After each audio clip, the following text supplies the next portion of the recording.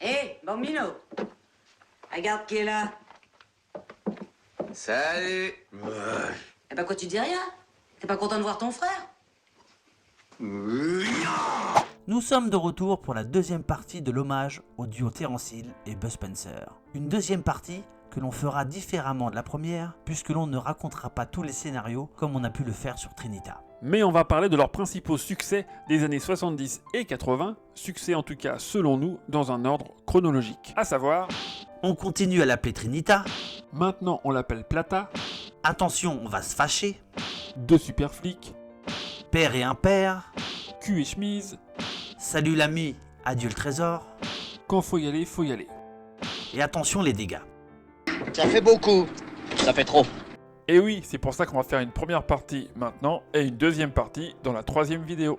Mais pendant que nous sommes sur les affiches de films, petit coup de gueule sur la deuxième affiche dont l'appelle Trinita, que nous avions déjà montré brièvement. Alors on ne l'a pas évoqué sur le moment, mais sur l'affiche de 1980, il n'y a rien qui va. Déjà, Terence Hill porte un chapeau qui ressemble à celui de Mon nom est personne. Ensuite, le chapeau de Bud, c'est celui qu'il porte dans la suite qui sera tourné plus d'1 an plus tard. Le morceau de viande qu'il a dans la main, pareil.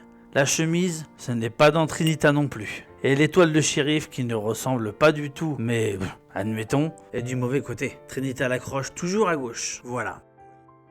Pas mal, non? C'est français. Bref. Maintenant, pour en revenir à nos films, pourquoi pas d'autres que cela? Bah par manque de temps, et surtout parce qu'on ne juge pas ces longs métrages à la hauteur des autres, malgré le succès de certains de ces films en Italie. Alors on va évoquer tout de suite la trilogie Dieu pardonne-moi pas, Les 4 de l'Ave Maria, La colline des bottes, qui sont d'un tout autre genre et qui sont des films des années 60. On ne parlera pas non plus du Corsaire Noir, Les Deux Missionnaires, Les Super Flics de Miami et de Petit Papa Baston, qui sont beaucoup moins bons. On dira un mot des dérivés des autres Trinita, qui sont souvent des films rebaptisés pour surfer sur le succès de On l'appelle Trinita.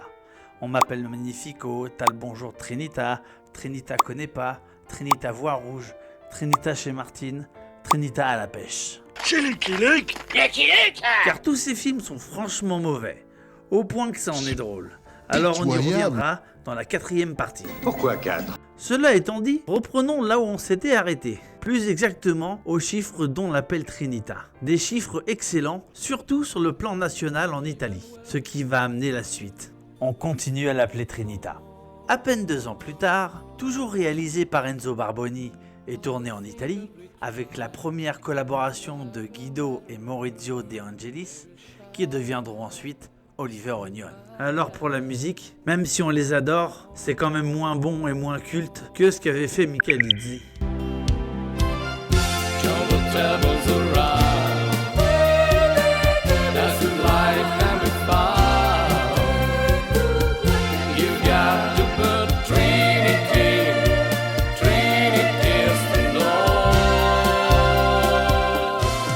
Mais ça ne sera pas un problème, car cette suite va surfer sur le succès du premier film, et avec le bouche à oreille, ira même jusqu'à le surclasser, en faisant un bien meilleur score avec plus de 14 500 000 entrées, rien qu'en Italie. Un succès incroyable, et en 2025, plus de 50 ans plus tard, le film est toujours dans le top 10, devançant même des grosses productions, comme le Titanic de James Cameron. Il est même toujours dans le top 10 en Allemagne, juste devant Le Seigneur des Anneaux, Le Roi Lion et Avatar. Ils ont du goût, nos amis allemands. En France, ils ont réussi à atteindre 3 millions d'entrées sur plusieurs sorties et avec 2 doublages différents. Pourquoi 2 ? Eh ben, écoutez le premier et vous allez comprendre. Dis donc, tu sais pas t'asseoir sur une selle autrement, hein, patate? Bah non, autrement c'est trop fatigant. Où allons-nous? Au nord. Pourquoi au nord? Parce que je l'ai dit. Bon bah j'ai le droit de savoir. Non, tu n'as aucun droit. C'est Victor Lanoux qui double Bud Spencer. Et non, vraiment, ça va pas. Ta gueule. Pour Terence Hill, c'est le comédien Pierre Arditi, qui lui s'en sort pas mal. En cette circonstance, je crois que oui. En tout cas, mieux que ce qu'on perd. Ouais. Dieu merci, ils referont un nouveau doublage en reprenant les 2 comédiens du premier film, à savoir Claude Bertrand et Patrick Poivet. Et ça sera beaucoup mieux, regardez la différence entre celui de 1971 et celui de 1981. Bonjour. Dis donc, vous charlez? Non, vous inquiétez pas pour nous, capitaine. On s'est gardé la bouche. Ouais, tant mieux. Oh, comment va, Pouet-Pouet? Le docteur a dit que c'est pas... Non. Je pensais de la... Aéro quelque chose. Aérophagie. Oui, c'est ça. Mais en quoi? Comment c'est comme ça qu'on appelle ça dans ce pays? Ils nous ont donné. Faut surtout pas vous en faire, capitaine. On s'est gardé un secret. Oui, on dira rien. Tant mieux pour vous. Comment va le rouge Peter? Le docteur a dit que c'est rien, que c'est du vent qu'il a dans le ventre. Il a dit que c'était de l'aérophagie. De l'aéro quoi? Ah, c'est comme ça qu'ils appellent ça dans le pays. Ah oui, c'est quand même mieux, on préfère quand c'est Claude Bertrand. Quelle coïncidence, moi aussi.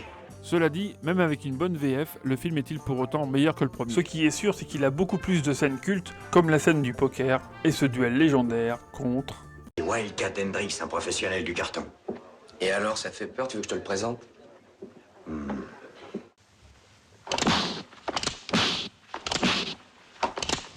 Une scène qui sera reprise quasiment à l'identique pour le film Mon nom est personne. On peut pas se rater comme ça.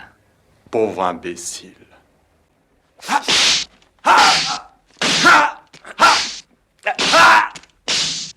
Un coup je dégaine, un coup je cogne. C'est un jeu que tu connaissais pas, ça, hein? Je vais t'apprendre. Alors, je crois que tu n'as pas bien compris ce jeu. En réalité, c'est très simple. Tu fais bien attention, hein?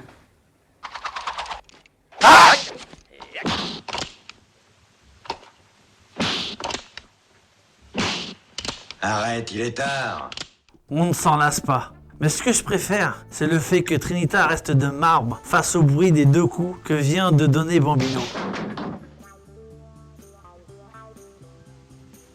Il n'a pas besoin de se retourner ou de réagir. Il sait parfaitement ce qu'il s'est passé. D'ailleurs, dans ce film, le ton est beaucoup plus léger. Déjà, Bambino est définitivement devenu un homme bon, en aidant régulièrement les pauvres gens. Un pauvre petit, faut le soigner. Oh, merci, Avec regarde. une autre bouteille de whisky, il devrait la boucler. Merci. Si tous les hommes étaient aussi gentils et généreux que vous. Tout le monde serait pétomane. Cette réplique donne un peu le ton de cette suite. Moins sombre, plus dans le burlesque. C'est dommage de ne pas revoir timide et grincheux, mais nous avons les retrouvailles entre les 2 frères et on découvre leurs parents à l'écran. Et pourquoi t'as pas écrit à ta mère? Parce que je sais pas écrire et que toi, tu sais pas lire. C'est une bonne raison, en effet. Des parents qui ont Trinita comme chouchou et qui iront jusqu'à simuler la mort imminente du père pour obliger Bambino à pardonner et à collaborer avec son jeune frère. Ces 2 derniers partent donc à la conquête de l'Ouest. En outre la scène du poker, on a le droit à une scène géniale au restaurant. Un restaurant français. C'est celui-là qui m'a dit... Qu'est-ce que j'ai fait de mal? Les crêpes Suzette, Dieu, ça souffle. Le duo rendra hommage à Laurel et Hardy en portant le même chapeau que le duo américain. Pizzuti est bien sûr toujours présent. Un film qui se conclura par une bagarre générale avec ce qui ressemble à un match de rugby. Et d'ailleurs, comme les aventures d'Astérix finissent toujours par un banquet, les films de Terence et Bud finiront toujours par des bagarres à 2 contre une dizaine de mecs, voire plus. Une tradition où les méchants seront toujours désarmés et se feront claquer la tronche comme punition. Regarde, il voyage léger. Bref, pour en revenir au film, on continue à l'appeler Trinita sera un succès colossal. Pour autant, malgré la demande des producteurs et du public, il n'y aura pas de suite. Il faudra se contenter de ces 2-là. Merci pour le voyage, hein. Car pour leur prochaine collaboration, le duo décidera d'aider un ami, l'homme qui les a fait connaître, Giuseppe Colizzi, avec qui ils avaient fait Dieu pardonne-moi pas, et c'est de suite. À l'époque, Colizzi avait des problèmes d'argent, et il savait qu'un film avec ce duo et les cartons qu'il venait de faire, il referait fortune. Terence et Bud se sentaient redevables, mais ils avaient aussi une profonde amitié pour Colizzi, et feront ce film avec plaisir. Un nouveau genre, loin des westerns, plus moderne, avec son titre italien. Più forte ragazzi, ce qui veut dire plus fort les gars. Tellement de blagues possibles ici. En VF, maintenant on l'appelle Plata. Le titre original était pourtant drôle. Non. Ah, non. Pour la VF, si on retrouve Claude Bertrand pour Bud Spencer, Terence Hill change encore de voix. En effet, Patrick Poivet ne sera plus de la partie et sera remplacé ici par Michel Leroyer. Michel Leroyer, un comédien très actif dans le doublage, il a été la voix de Christopher Lee et a fait des milliers d'autres choses. Mais sur Plata, on lui donnera un petit 6 sur 10. Ce qui est bien, mais pas top. Enfin bon, heureusement, le boss arrive dans le prochain film. Bref, pour ce qui est des chiffres, encore un succès en Italie avec plus de 10 millions d'entrées, 6 millions en Allemagne. Si on compare avec la France, c'est un petit flop avec seulement 900 000 entrées. Pas loin du million quand même. Un film qui sera tourné en Amazonie. Tu sais où c'est, bien sûr. Bien sûr que je sais où c'est. C'est là où il y a plein de traînes savates comme toi. Oui, on y reviendra après, mais Bud Spencer était quand même content de retrouver ce qu'il appelle lui-même cet enfer vert qu'est l'Amazonie, où il y avait déjà travaillé il y a quelques années. C'est aussi pendant ce film qu'il va transporter toute l'équipe technique en avion sans avoir le brevet de pilote. J'ai même pas de licence de pilote. J'ai pas de raison d'être dans cet avion d'ailleurs. Pour le reste, on retrouve le pauvre Pizzuti. Non, non. Viens par là, n'aie pas peur. Non. Et le méchant de l'histoire qui s'appelle Monsieur Oreille est sourd. Je suis un peu dur de la feuille d'oreille. Non, lui il est vraiment sourd. T'entends rien? Alors y a qu'un moyen. Regarde. Un film qui parle de la pauvreté dans certains pays en Amérique du Sud. Assez touchant avec le personnage de Mato, interprété par Cyril Cusack, un vieil homme qui vit avec son chien et qui n'a jamais rien connu d'autre que sa forêt. Tu pleures? Eh oui, je crois bien, oui. Un film où il est également question d'amitié et d'humanité, mais toujours sur fond d'humour pour dédramatiser. Dans son livre, Bud Spencer raconte qu'il avait adoré tourner ce film, notamment parce que ça lui rappelait son ancienne vie en Amérique du Sud. Il en avait gardé un très bon souvenir malgré son passé précaire. Et c'est d'autant plus surprenant que sur ce film, ils ont failli tous se faire tuer plusieurs fois. Bud Spencer et Pizzuti ont été braqués par des rebelles armés de Kalachnikov, mais également des problèmes d'avion, avions qui broutaient, au point de se demander s'ils n'allaient pas se cracher, ce qui est d'ailleurs assez raccord avec le scénario du film. Et un matin, Bud au réveil s'est même retrouvé face à face avec un iguane de plus d'1 mètre de long. Le temps pour lui de mettre ses lunettes que l'animal était déjà reparti. Alors oui, c'est pas dangereux, mais au réveil, ça peut surprendre. Bref, des expériences traumatisantes, mais pourtant, Bud prendra toujours ça avec philosophie. Pour les rebelles, il dira « C'était des gens capables de vous tuer pour une montre. Pas des criminels, mais juste des crèves-la-faim. » Bud a su gérer la situation en se rappelant qu'il avait déjà eu affaire à eux il y a quelques années. Sur l'iguane, il dira « Il était là avant nous. » Et toutes ces choses valaient la peine d'être vécues. Et c'est peut-être pour tout ça que maintenant on l'appelle Plata sera toujours le film préféré de Bud Spencer. Ça vous intéresse? Non, ça nous intéresse pas, merci. Eh, dis donc. Je peux peut-être émettre une opinion dans cette affaire. Quand on a formé une association, on prend les décisions ensemble. Pourquoi toi, ça t'intéresse? Qui, moi? Non. 1974, Altrimenti ci arrabbiamo. Autrement dit en français. Autrement dit... Autrement, attention, on va se fâcher. Eh oui, attention, on va se fâcher.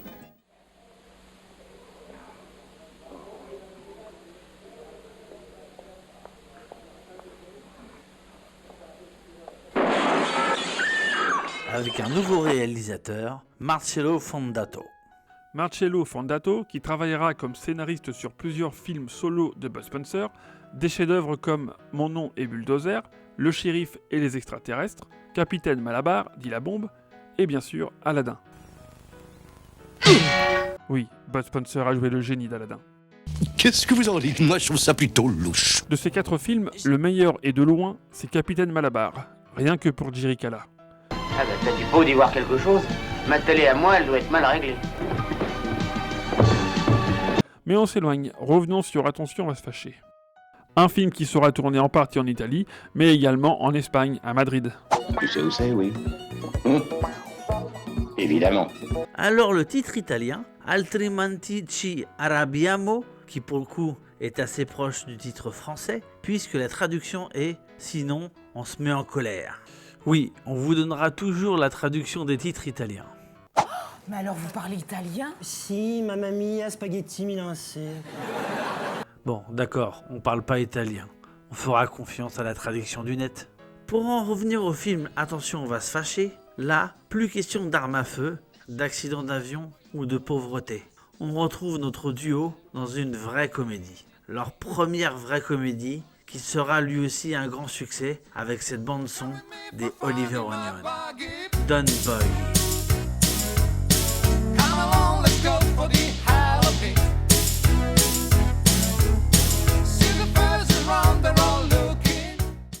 Par contre, elle est chiante cette chanson parce qu'elle reste. Attention, on va se fâcher fera plus de 11 millions d'entrées en Italie. ce qui le place lui aussi toujours comme un des plus grands succès italiens. Ils feront 4 millions en Allemagne et plus de 2 millions en France. Une bonne nouvelle, puisqu'ils ont fait plus que sur Maintenant on l'appelle Plata. Au moins le double. Pour ce qui est de la VF, pour la première fois, Dominique Paturel rejoint Claude Bertrand pour un film de notre duo. Même si Paturel avait déjà doublé Terence Hill dans Maintenant on l'appelle El Magnifico. On peut dire que Paturel-Bertrand, c'est vraiment le meilleur duo que l'on aura eu pour les doublages. L'alchimie est parfaite, alors hasard ou pas, puisque un an avant Attention on va se fâcher, le duo s'était révélé en bossant sur le Robin des Bois de Disney. Dominique Paturel avait fait Robin, un renard malin, et Claude Bertrand, l'ours Petit Jean, son fidèle compagnon. Ah, oh, oh. Voilà qui annonce encore un jour de quête pour les pauvres, un vaillant compère. Oui, merveilleuse charité. Même si sur Attention on va se fâcher, ils n'auront pas autant de dialogue qu'un film normal, puisque ce film c'est énormément de mimiques et de gags visuels. C'est particulier, mais ça fonctionne plutôt bien. Alors pas mal de scènes cool, avec la course de voiture, la bagarre dans la salle de sport, où Terence Hill nous montre ses talents de gymnaste, la balade dans la fête foraine, le duel à moto et un joli buggy. A noter l'absence rare de Riccardo Pizzuti, les cascades seront ici dirigées par le français Rémi Julienne, que tout le monde connaît. Y a-t-il quelqu'un dans cette salle qui ne connaît pas Ah bon. Bon, ça va, baissez les mains, je vais faire les présentations.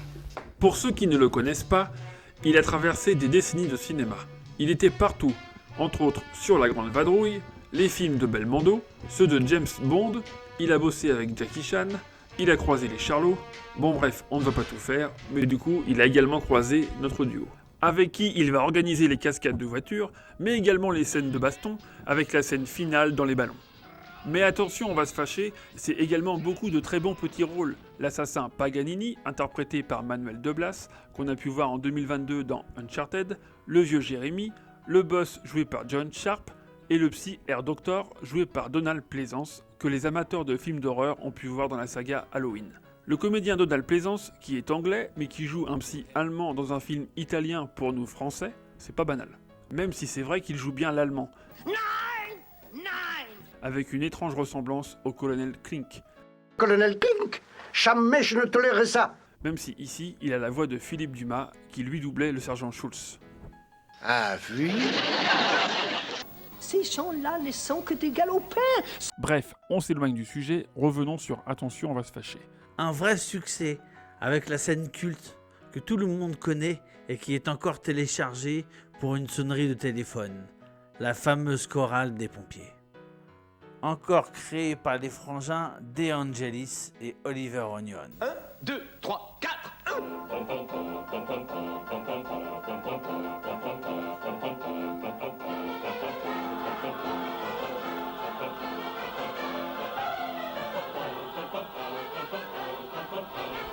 La scène est vraiment très drôle et contribuera au succès de ce film.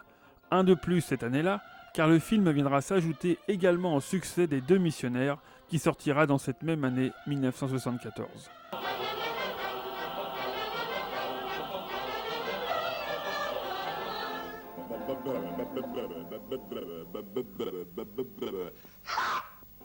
Alors on ne devait pas parler des Deux Missionnaires, mais il faut quand même raconter ce qui est arrivé à Bud Spencer pendant ce tournage. Un matin, Bud Spencer a uriné du sang. Il décide d'en parler à l'équipe de production, Dino De Laurentiis et Goffredo Lombardo. Ces derniers vont l'orienter vers un célèbre médecin américain, le Dr Pentus. Bud subira plusieurs examens, notamment une ponction lombaire. Ils étaient d'ailleurs 6 personnes pour le tenir pendant la piqûre. J'ai peur, c'est tout. Bref, le diagnostic tombe. Et comme dit Bud Spencer dans son livre, cette phrase qui vous tue rien qu'en la lisant, tumeur maligne. Cellule anormale, mon lieutenant, apparence maligne, en pleine croissance, risque de tumeur, à détruire immédiatement. Bud se pense condamné à l'âge de 45 ans. Mais il décide de garder ça pour lui et il n'en parle ni à Terence ni à l'équipe du film. Il a subi une chirurgie pour brûler les papillomes suivi d'un traitement. Malgré ça, Bud Spencer reprend le tournage et comme il le raconte lui-même, grâce à l'harmonie avec Terrence sur le plateau, leurs gags, l'atmosphère qui se crée toujours lorsqu'ils étaient ensemble. Il a réussi à ne pas trop y penser, tout en faisant attention à ne pas recevoir de coups à l'endroit du problème. 3 mois plus tard, il est retourné à l'hôpital. Les médecins ont constaté la formation de seulement 2 nouveaux papillomes. Bud est reparti avec un nouveau traitement et l'envie de se battre. Combattre et détruire ces derniers. Même s'il avoue que parfois c'était dur de sourire à ses proches, il a continué à mener sa vie comme d'habitude, sans aucune pression, toujours en positivant. C'était quelque chose qu'il n'arrivait pas à expliquer lui-même. Toujours est-il que lors du prochain rendez-vous médical avec le célèbre Dr Pintus, ce dernier sera choqué de voir un miracle sous ses yeux. Les papillomes avaient disparu, la tumeur était partie, Bud Spencer était sauvé. Immense soulagement pour Bud et son épouse, même si personne n'a jamais réussi à expliquer ce miracle, car clairement c'en était un. Un miracle peut-être poussé par un bon traitement, un mental d'acier et du positivisme. Bud Spencer l'a échappé belle. Il va donc pouvoir continuer sa carrière, et 3 ans après les 2 missionnaires, nos 2 héros se réuniront pour ce qui doit être avec Trinita comme leur film le plus connu en France. 2 super flics. Crimebuster pour les Américains et pour les Italiens, Idu Super Piedi Quasi Piatti. Traduction, les 2 super pieds presque plats. Ce qui explique sûrement cette référence dans la VF. Voiture. Pied plat. Bref, ils ont bien fait de changer de titre. Et pour ce film, changement de décor. Le film sera tourné à Miami, en Floride. Tu sais où c'est, oui. Évidemment. Il sera réalisé par Ibi Klucher, qui retrouve son duo favori. Ce film est d'ailleurs un film de retrouvailles entre potes, puisqu'on retrouve également les Oliver Onion pour cette musique sans texte, mais tellement culte que tout le monde reconnaît. Riccardo Pizzuti pour les cascades. Luciano Rossi et Isio Marano, alias Timmy des Grincheux, sont également présents. Grincheux interprétera un loupard pour une scène qui deviendra culte partout dans le monde. Simplet a pas vu que j'ai un pistolet? Je suis sourd-muet pour aveugle. Et Timmy interprétera...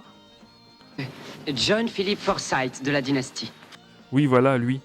Écoute, John Philip Forsyth de la dynastie, on peut savoir qui t'envoie? On aura également Luciano Catenacci pour le rôle du boss et bien sûr l'américain David Huddleston dans le rôle du génial Capitaine McBride. Et surtout, à ne pas confondre, marijuana et percé. Et cette voix est bien connue, celle de Pierre Garin qui a déjà doublé Bud Spencer d'ailleurs. Il a aussi été entre autres Monsieur Edwards, le capitaine Dobé et Clubber Lang dans Rocky 3. Eh ben viens te faire taire, Balboa, viens, allez, t'as peur! Et en parlant de la VF, on peut dire qu'on retrouve avec plaisir les acolytes Paturel, Bertrand, qui selon nous, y seront pour beaucoup dans le succès de 2 super flics. On aura été une bonne patrouille. Oh. Ils feront d'ailleurs le meilleur score pour un film de Terrence et Bud, avec plus de 3 500 000 entrées, pour le placer en 4e position de l'année 1977 en France. Ils feront plus de 7 millions chez eux en Italie et plus de 4 millions en Allemagne. 2 super flics est peut-être l'un des plus complets de tous leurs films. La réalisation, les cascades, l'humour, avec beaucoup de gags visuels et des répliques vraiment très drôles. Une question, est-ce que normalement elle a pas 2 portes latérales? Ah, quel observateur, rien ne vous échappe. 30 ans de police. Toutes les scènes sont géniales. Celles où ils rencontrent chacun leur tour les bandits, suivies de leur rencontre, toutes les scènes de bagarre, et avec une scène qui ne serait plus acceptée de nos jours. Je vois aucun défaut de fabrication. Tant mieux. Ça va, c'est juste de l'humour. Il n'y a pas plus romantique que ces 2-là.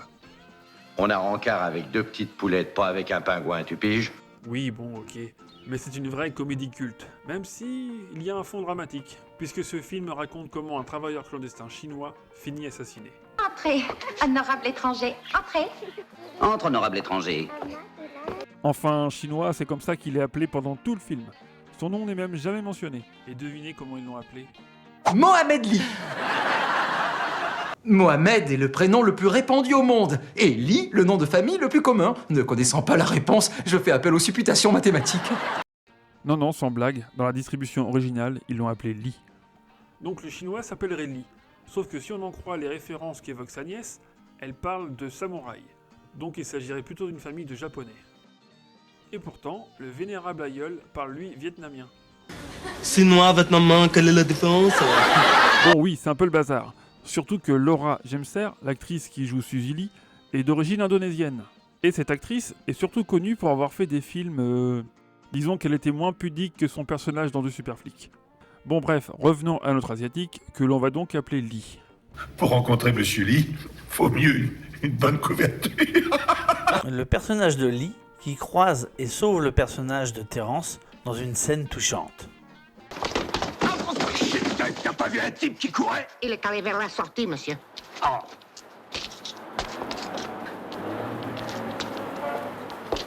Pas de bobo? Non, non, ça va.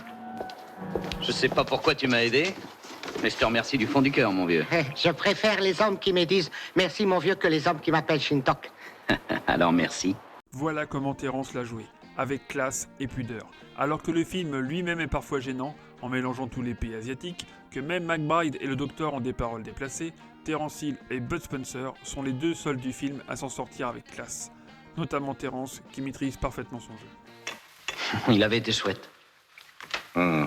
Même si tout ça n'est pas bien méchant, surtout pour l'époque, et le message est quand même bien passé. Les personnages de Terence et Bud iront en aide à la famille Lee. Wagon Lee. Bon, papa, ça suffit. Hey. Ah, ouais, t'as raison. Ils iront donc en aide à la famille Lee, et un peu comme Trinita et Bambino, ils feront passer la famille Lee avant leur cas personnel. Ouais, eh ben, le tigre Genot, c'est le roi des emmerdeurs, et le grand dragon, c'est vraiment le roi des cons. Ouais. Le film se finira dans ce qui est sans doute leur plus belle bagarre, tout film confondu, toujours orchestré par le grand Riccardo Pizzotti. Hey! Regarde, je t'amène de nouveaux clients.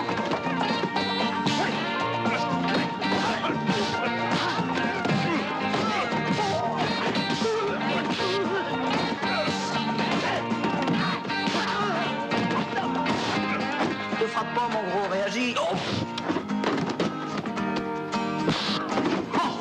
Encore un beau ligne, ça c'est un beau ligne. The Super Flic sera un beau succès malgré quelques petites erreurs grossières pendant le montage. Jour, nuit, jour, nuit, jour. Il va continuer à faire ça longtemps, lui. Jour. Mais enfin, ce sont des petites erreurs qui font le charme de ces films, à condition qu'il y en ait peu. Merci, mon brave. Ce qui nous fait une transition avec le prochain film. Tu veux père ou impair? Pourquoi? Père et Impair, qui lui aura beaucoup d'erreurs de ce genre. Père ou impair? Mais on va y revenir. Choisis, toi. Alors moi, je choisis père. Impair. Deux, c'est père. Ça compte pas. Pourquoi? J'étais pas prêt. Commençons par préciser que pour le titre italien, Pari I Dispari, la traduction, c'est père et impair. Ça sera le même titre en anglais, choix simple et logique. Et pour ce film, après The Super Flic, il décide de partir à Miami, en Floride. On n'y est pas déjà en Floride? Hein? Ah bah oui, je suis bête. Ah. Bon bah, ils décident de rester à Miami, mais ils changeront de réalisateur avec cette fois le grand Sergio Corbucci. Grand réalisateur qui avait fait notamment Django. Sergio Corbucci qui a inspiré Quentin Tarantino au point que ce dernier lui rendra hommage. 2 words. Nebraska Jim, Sergio Corbucci. Nebraska what? Sergio who? Sergio Corbucci. Hey, who's that? The second best director of spaghetti westerns in the whole wide world. Même si malheureusement Corbucci ne fera jamais de western avec Terence et Bud, il fera quand même 2 films avec eux. Salut l'ami, adieu le trésor, et donc Père et Impair. Alors on change de réalisateur, mais on garde Oliver Onion pour la musique, avec Brotherly Love. Luciano Catenacci pour encore le boss final, ce qui est redondant avec The Super Flic. On retrouve également avec plaisir Riccardo Pizzotti en homme de main. Et c'est sur ce film qu'il perdra quelques côtes. Merci Bud Spencer. Mais aussi quelques dents. Merci Terence Hill. Oh, pardon, quel étourdissement. J'en avais pas après vous. A noter la présence de Jerry Lester, qui à la base est un chanteur, dans le rôle de leur papa. Papa. Hein? Et c'est mon petit. Tout comme Maritza Lautiro, alias Sœur Susanna, qui était chanteuse elle aussi. A noter également la présence de Salvatore Borghese, qui sera plus connu pour le rôle d'Anoulou et qui avait déjà tourné dans Le Corsaire Noir avec Terence et Bud.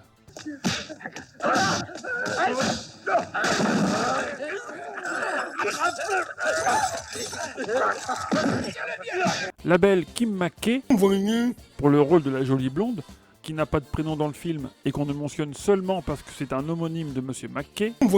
Bref, alors, Père et Impair se situent dans le milieu du jeu et parient en tout genre, avec un fond que Bud résume en quelques mots. C'est moche qu'on ait décidé de construire un hôtel boîte de nuit à la place de votre institution. Vous devriez racheter le terrain, mais bien sûr, vous n'avez pas les 500 000 $, ça se trouve pas comme ça. Et ça, il le dit à haute voix pour bien faire comprendre le scénario. Et comme on le disait, on trouve qu'il souffre de la comparaison avec Deux super flics, où tout est un cran en dessous. La musique, le scénario, et peut-être aussi le fait que si on retrouve Claude Bertrand pour Bud, le doublage de Terence Hill n'est pas assuré par Dominique Paturel, mais par Jacques Thébault. Il me semble connaître. Alors on adorait cet acteur. Il est excellent dans le doublage de Steve McQueen, Lucky Luke, Bill Cosby. Théo!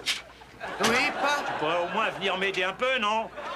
Il a même doublé 80% des méchants dans Papa Schultz. Mais n'en faites pas trop, Mannheim. Et avec brio. Avec qui? Non, avec personne, avec brio, c'est une expression qu'on emploie, si vous voulez.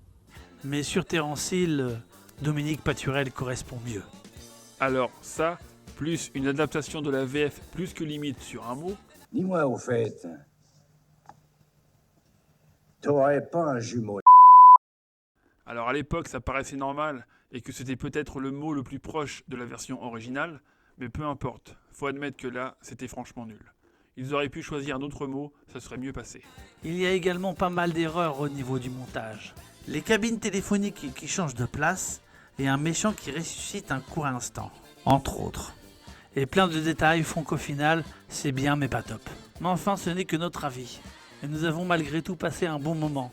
Les divers sports qu'ils vont faire, plein de gags, Bud en bébé, les bagarres, sans oublier bien sûr la glace à la pistache. Non. Il y a tout sauf pistache. Père et Impair est tout de même un succès, notamment en Allemagne, avec plus de 5 millions d'entrées. Ils feront presque 2 millions en France, et pour l'Italie, on n'a pas les chiffres exacts, mais on sait qu'il finira en 4e position de l'année 1978. Nos deux compères vont garder le même rythme avec un nouveau film en 1979, Cul et chemise. Mais on verra ça dans la 3e partie de l'hommage à Terence Hill et Bud Spencer. Enfin des durs, ça fait plaisir. Jusqu'à présent, j'ai jamais été entouré que par des cons. C'est à moi que vous parliez? Oui. Ah.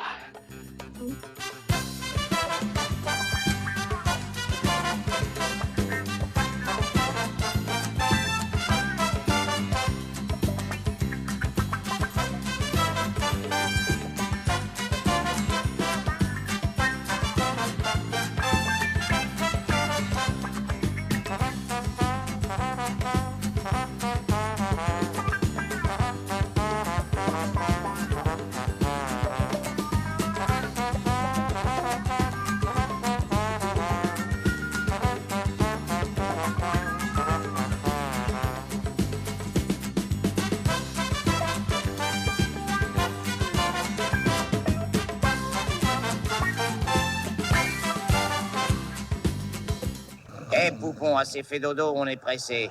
Écoutez, monsieur l'agent, les papiers sont en règle, mes freins sont excellents, je dors tranquille. Videz-moi ce connard.